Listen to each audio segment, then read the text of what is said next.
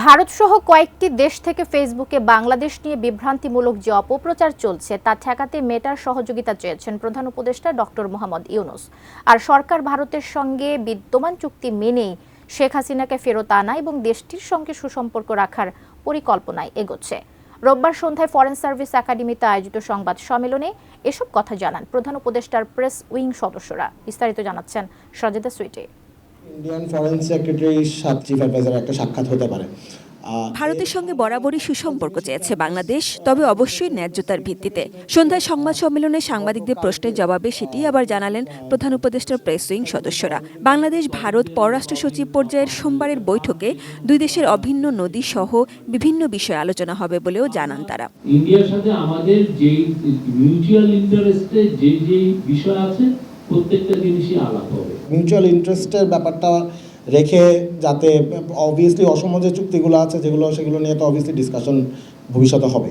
আমরা তো আশা করছি যে ইন্ডিয়ার সাথে আমাদের সম্পর্কটা আরো বেটার হবে, যাতে দুই দেশের মানুষই এটার বেনিফিটটা পায়। এবং এট দ্য সেম টাইম আমরা যেটা চাচ্ছি যে ইন্ডিয়ার সাথে আমাদের সম্পর্কটা যত ন্যায্যতা, সমতা এবং একটা মর্যাদাপূর্ণ হয়।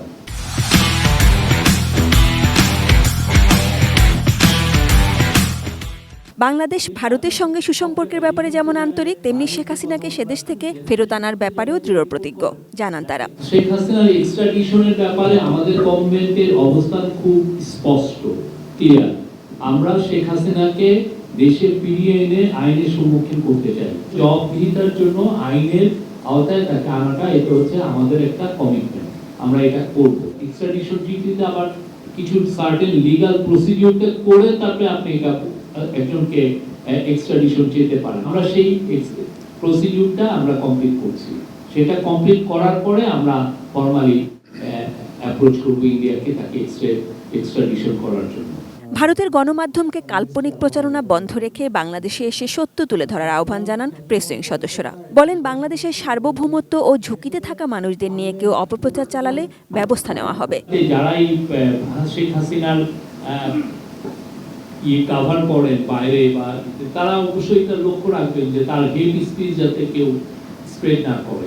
ভারত সহ কয়েকটি দেশ থেকে চলমান বাংলাদেশ বিরোধী অপপ্রচার ঠেকাতে ফেসবুক কর্তৃপক্ষের সহযোগিতা চেয়েছেন স্বয়ং প্রধান উপদেষ্টা ডক্টর মোহাম্মদ ইউনূস। বিকেলে তার বাসভবন যমুনায় মেটার মানবাধিকার নীতি বিষয়ক পরিচালক মিরান্ডা সিসন্স দেখা করতে এলে ডক্টর ইউনূস তাকে বলেন, ব্যাপক হারে বিভ্রান্তিমূলক প্রচারণা চলছে এবং বাংলাদেশ এর ভুক্তভোগী। এ ব্যাপারে মেটার সহযোগিতা আহ্বানের পাশাপাশি তিনি এও জানান, দেশের তরুণ জনগোষ্ঠীর স্বার্থে বাংলাদেশে ফেসবুক চালু থাকবে। একই বিকেলে আইএমএফ এবং বিশ্বব্যাংকের উপদেষ্টা লর্ড মার্ক ম্যালোচ ব্রাউনও যমুনায় আসেন। ডক্টর ইউনূস তাকে জানান, জুলাই আগস্টের ছাত্র নেতৃত্বাধীন অভ্যুত্থানের মূল দাবি ছিল সংস্কার, তাই অন্তর্বর্তী সরকার একটি অবাধ ও সুষ্ঠু নির্বাচনের আগে বড় ধরনের সংস্কারে প্রতিশ্রুতিবদ্ধ।